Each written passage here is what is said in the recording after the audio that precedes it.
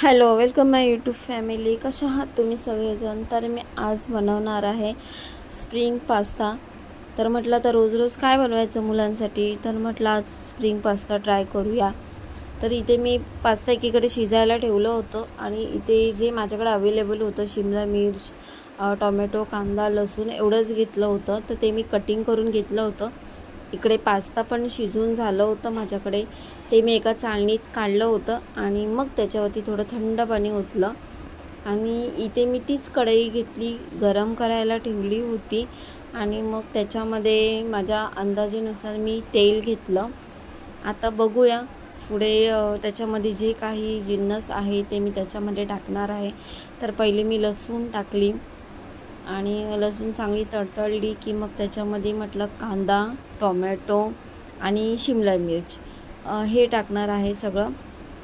Just माझ्याकडे आलं लसूणची paste होती ती थोडीशी मी त्याच्यामध्ये मिक्स करून टाकली होती. आणि गाजर वगैरे असतं तर अजून छान लागलं असतं, कारण गाजर खूपच भारी वाटतं, गाजर, शिमला मिर्च. पण माझ्याकडे अवेलेबल नव्हतं आणि अचानक आमचं ठरलं पास्ता करायचं. तर इथे मला दक्ष पण मदत करतोय, कारण असं काय असलं की त्याला मजा वाटते करायला. थोडं इंटरेस्टिंग आहे तो जेवण बनवण्यात इंटरेस्टिंग नाही आहे, असं काहीतरी आवडीचं बनवण्यामध्ये. पास्ता वगैरे असं काय वेगळं, पिझ्झा वगैरे म्हटलं तर तो हेल्प करतो. तर आता हे मी सगळं टाकलेलं आहे, त्याच्यामध्ये मिक्स केलं आहे चांगलं, कारण शिमला मिर्च पण शिजायला पाहिजे.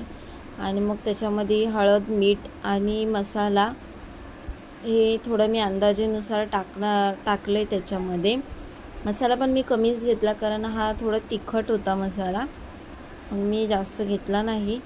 आणि पास्ता मसाला आणला होता त्यामुळे मी त्याच्यामध्ये मसाला कमी घेतला थोडा.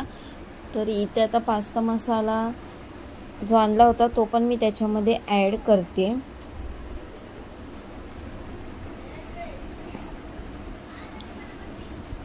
बघूया, आता पास्ता मसाला टाकून व्यवस्थित मिक्स करून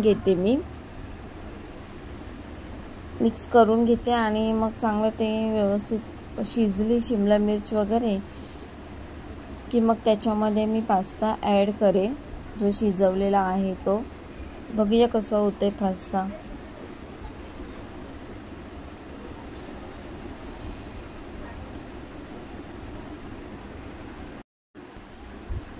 तर आता बहुतेक माझं व्यवस्थित शिमला मिर्च वगैरे शिजून झालेली आहे. मी चेक केली आणि त्याच्यामध्ये जो पास्ता होता तो मी ॲड करते.